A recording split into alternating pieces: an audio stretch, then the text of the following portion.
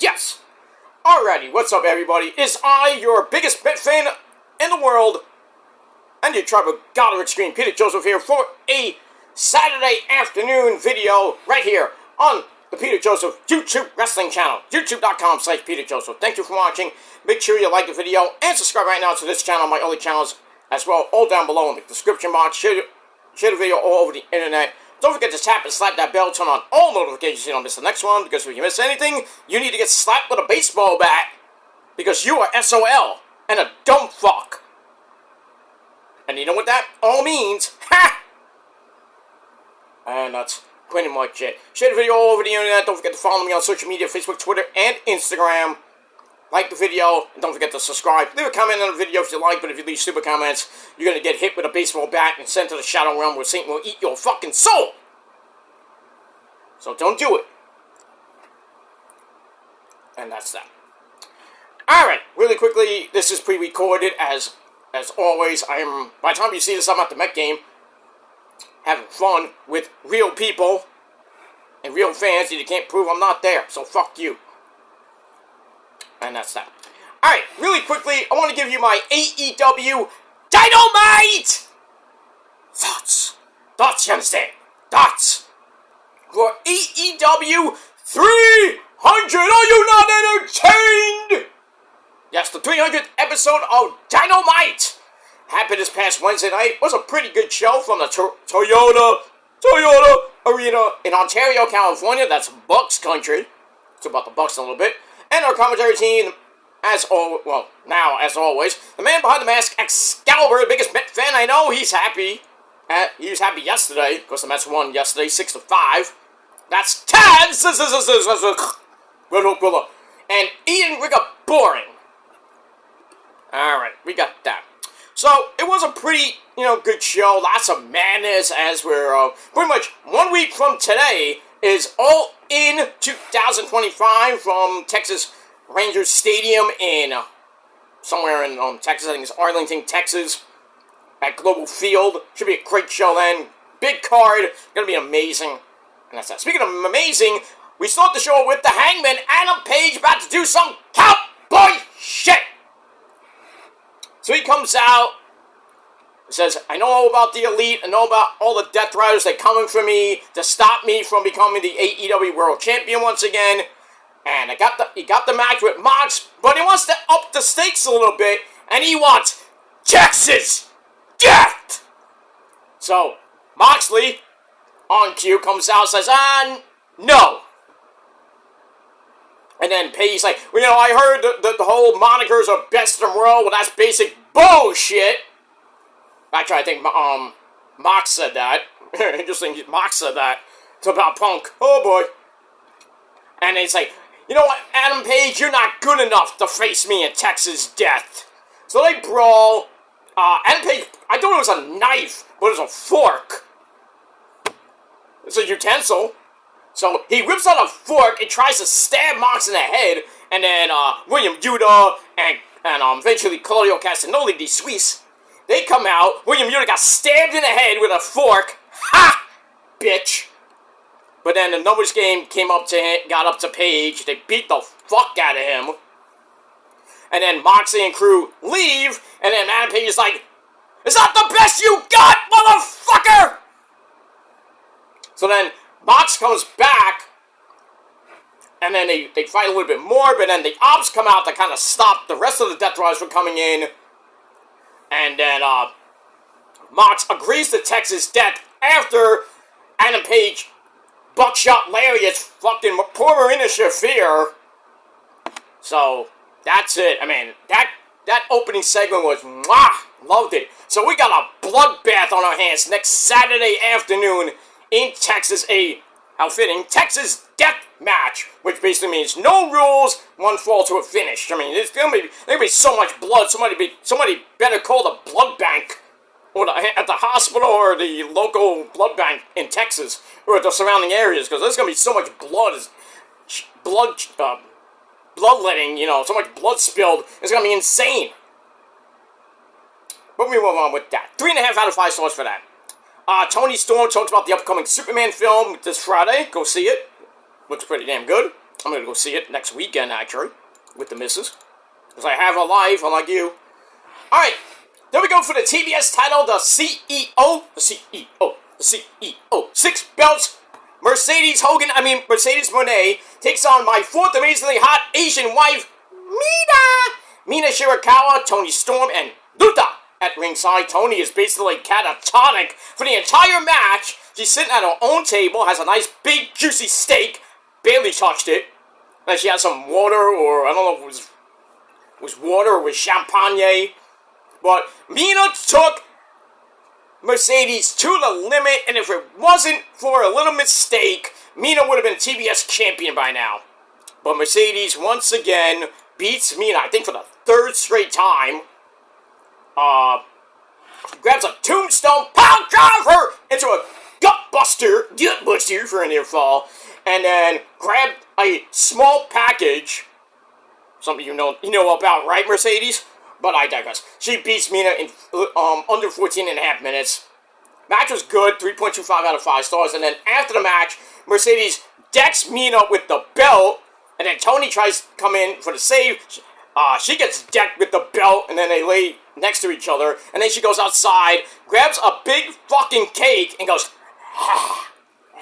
with the cake. Good cake. And then takes a little sip of champagne or water and then throws it in Luther's face. What a dumb bitch. I mean, seriously?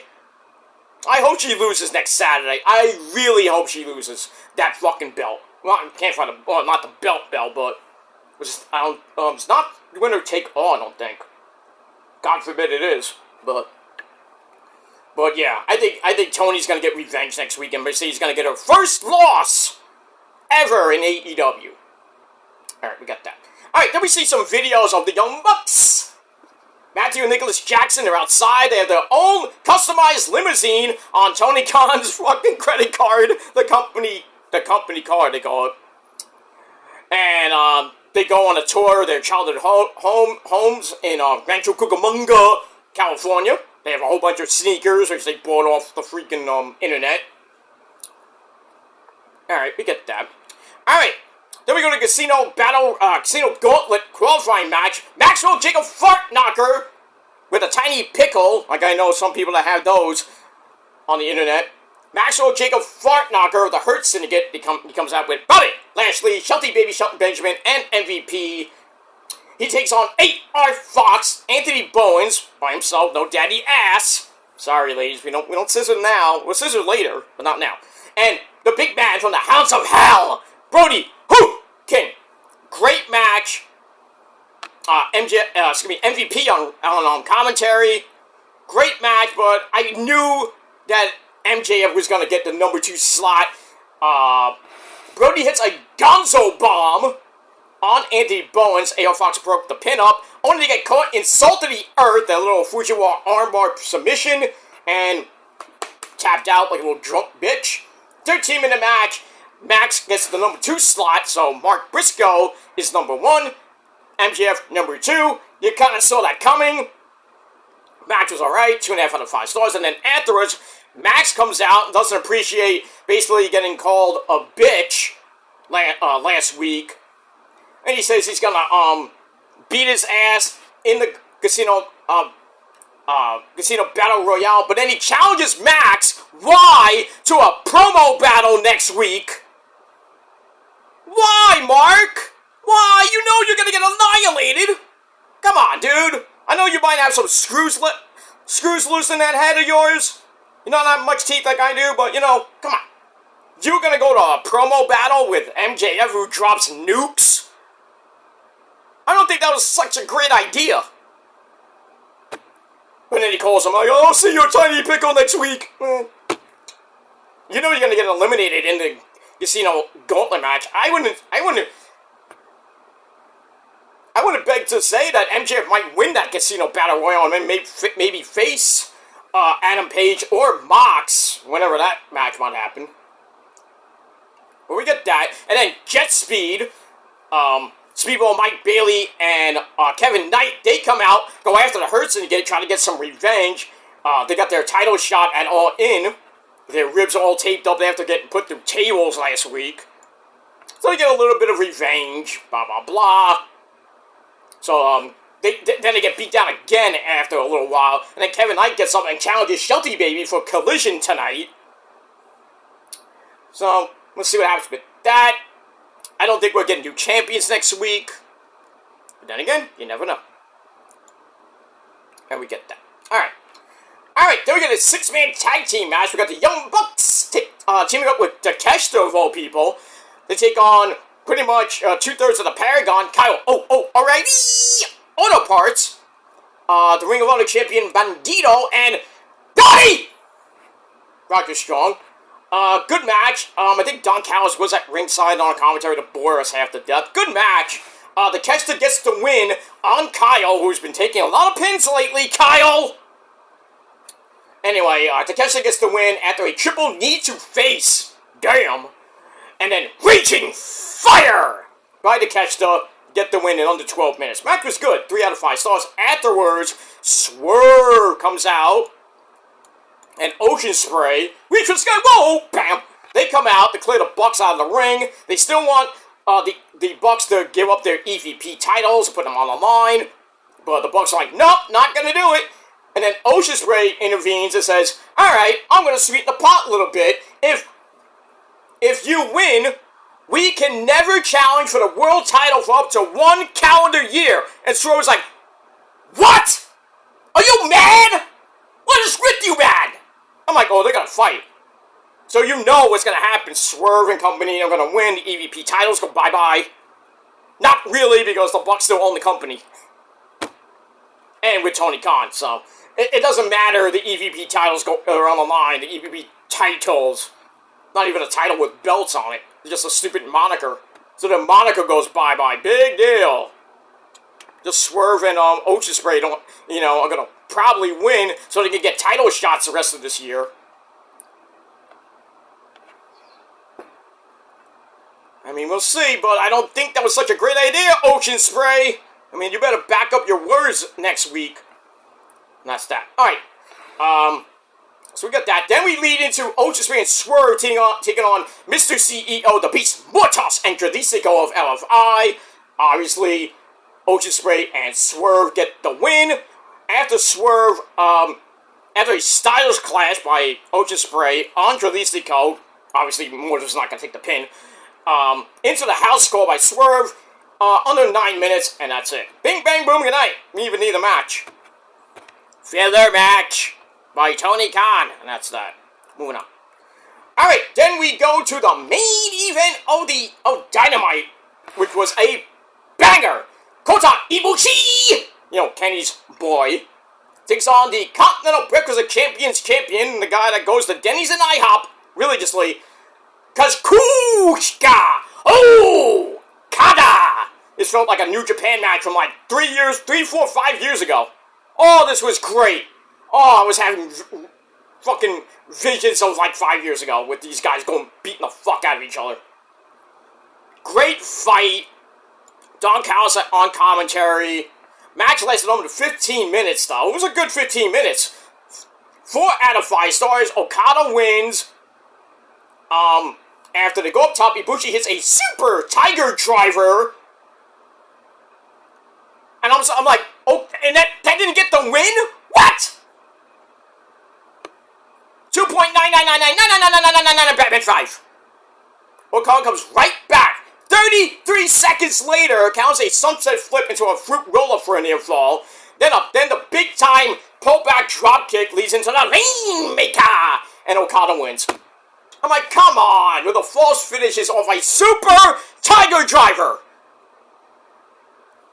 I mean, Eddie Guerrero does the Tiger Driver once in a while. He was like, you remember Eddie, you saw that.